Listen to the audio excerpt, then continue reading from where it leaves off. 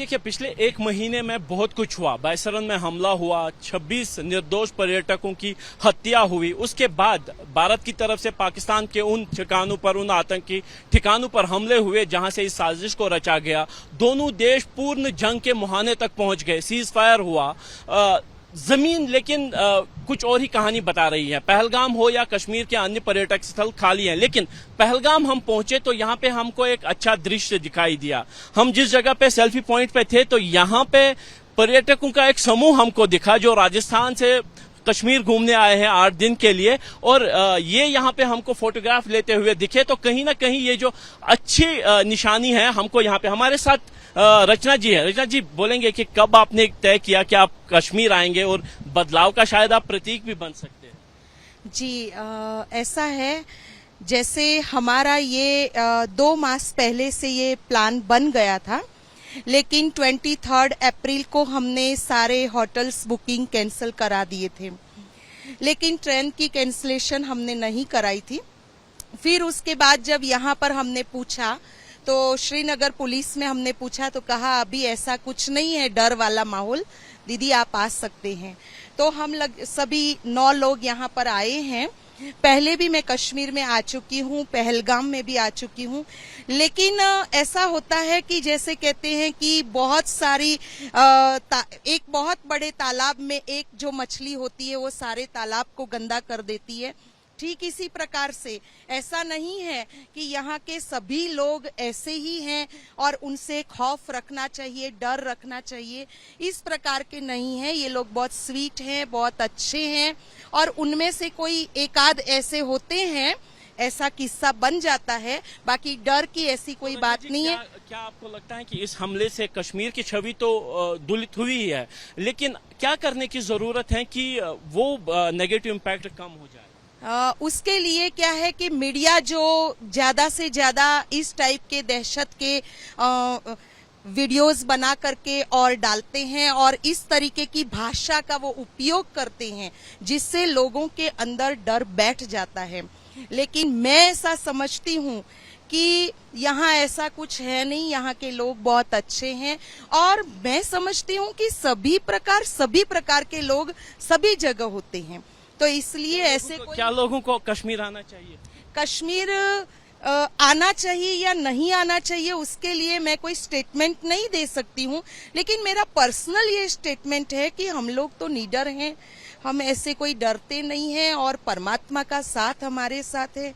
और जब वो परमात्मा हमारे साथ है तो हमारे साथ कुछ भी, हम उनकी छत्र छाया में रह करके और हर जगह चलते हैं। और इवन इतने तक कि जब हमारा ये ग्रुप यहाँ आ रहा था तो मैंने यही कहा था कि ठीक 1 मंथ पहले यहाँ पर जो हमला हुआ था तो हम वहां पर इसलिए जा रहे हैं, न सिर्फ घूमने, लेकिन ऐसे पीसफुल वाइब्रेशंस फैलाने के लिए, ताकि ऐसे वाइब्रेशंस फैले। जो आत्माएं यहाँ से गई हैं, जिनकी मृत्यु हुई है अकाले, उन सबको अच्छे वाइब्रेशंस हम दे सकें, और यहाँ के लोग जो बेचारे जिनकी इनकम ही इसी से होती थी, उन लोगों को भी बहुत तकलीफ है, और वो तो हम सबका वेलकम कर रहे हैं और चाह रहे हैं कि ज्यादा से ज्यादा लोग आए और हमारा सीजन वापस। हमारे साथ यहाँ पे एक और सज्जन, आप अपना नाम बोले और आप क्या कर? मेरा नाम वीरराज है, मैं जम्मू से हूँ।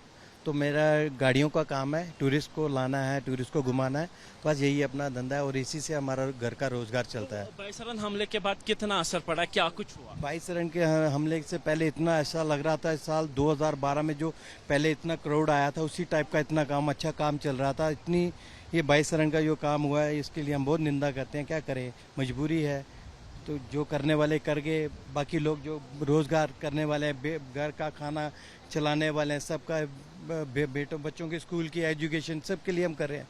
गाड़ियों की EMI देनी है, वो उसके लिए टेंशन है, वो भी करना है, लेकिन क्या करें, ऊपर वाले की जो मंजूर था। लेकिन हम ये चाहते हैं कि ऐसे ये थोड़ा लोगों को डर बहुत है, डर बना रखा है खाम खा लोगों ने, कुछ भी नहीं ऐसा, निर्डर होके आ जाइए, बिंदास वेलकम करता आपका कश्मीर। आप जम्मू से हैं, इस बार जब जंग छिड़ी थी तो जम्मू में भी काफी नुकसान हुआ, तो कितना उसका असर अभी पड़ा है एयरपोर्ट बंद होने के कारण, जंग के कारण? वो तो एयरपोर्ट तो बंद किया, ये सब किया, वो तो उससे थोड़ा सा बहुत ज्यादा इफेक्ट पड़ा हमें, तो अगर ये खुला रहता तो कोई ऐसा कोई टेंशन नहीं थी, ट्रेनें चल रही थी लेकिन लोग आ नहीं रहे थे डर के मारे। सिर्फ ये है कि हमारी न्यूज़ पे यही आ रहा था, कल जंग लग रही है, आज लग रही है, आज ये अटैक करेंगे, वो करेंगे, बस उसी से डर के मारे सारा काम, हमारा धंधा हमारा चौपड़ हो चुका था। तो यहाँ पे कुछ और लोग हैं, इनसे बात करने की कोशिश करेंगे। सर, आपका नाम और कहाँ से आए? मेरा नाम अमोलक गोयल है, मैं भीलवाड़ा से आया हूँ और जो है रिटायर्ड कॉलेज का एसोसिएट प्रोफेसर हूँ मैं। और यहाँ पर हम लोग कल आए थे, पूरा हमारा ग्रुप था ब्रह्मा कुमारीज का। और सबसे पहले हम लोग पहलगांव में आए हैं और पहलगांव में हमको बहुत ही जो है ब्यूटीफुल नेचर के सीन सीनरीज, झरने आदि देखने को मिले हैं। और लेकिन टूरिस्ट का बहुत ही अभाव है, बहुत ही कम लोग आ गए यहाँ पर। तो पीछे जो पहलगाम में इंसिडेंट हुआ, तो कितना आपके जहन पे उसका असर रहा, या आप जब यहाँ पे पहुंचे? हम यहाँ पर पहुँचते थे, हम बराबर देखते रहते थे, न्यूज़ में पूछते रहते थे यहाँ पर कोई भी शांति है या नहीं। तो हमको लगा कि इसके बाद किसी इंसिडेंट नहीं हुआ है।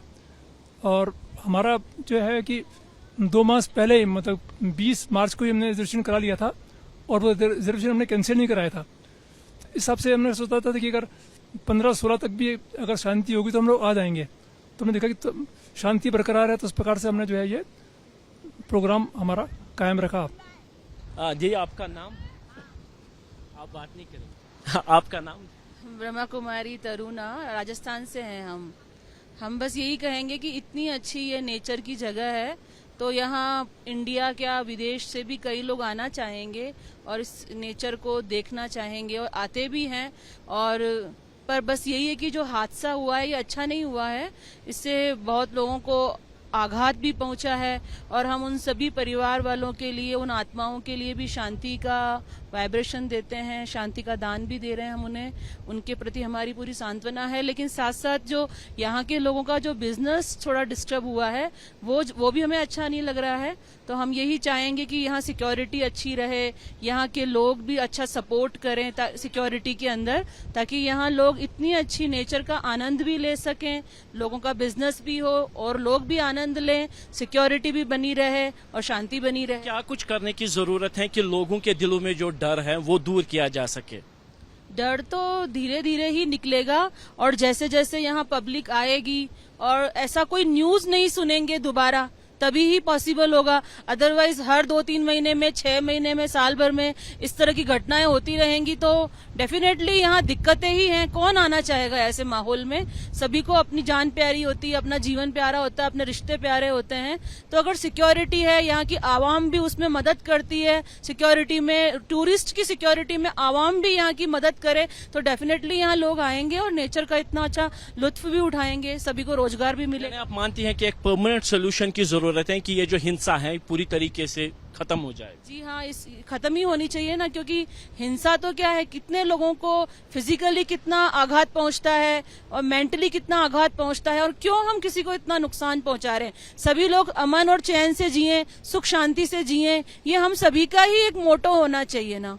तो आप देख सकते हैं कि जो यहाँ पे पर्यटक हैं वो आए तो हैं घूमने, यहाँ के नज़ारे का लुत्फ उठाने के लिए, लेकिन कहीं ना कहीं उनके दिमाग में भी जो 22 अप्रैल को घटना घटी थी उसका असर है, और वो यही चाहते हैं कि सरकार, प्रशासन ये सुनिश्चित करे कि जो लोगों के लिए, जो खासतौर पर पर्यटकों के लिए जो है माहौल जो है वो सुरक्षित हो, और ताकि वो भी सुरक्षा के साथ यहाँ पे आए और बैसरन जैसी घटना दोबारा न हो। इसीलिए एक परमानेंट सोल्यूशन इस समस्या का उठाया जाए। कैमरामैन अर्शद हुसैन के साथ आसिफ कुरैशी, एबीपी न्यूज, पहलगाम।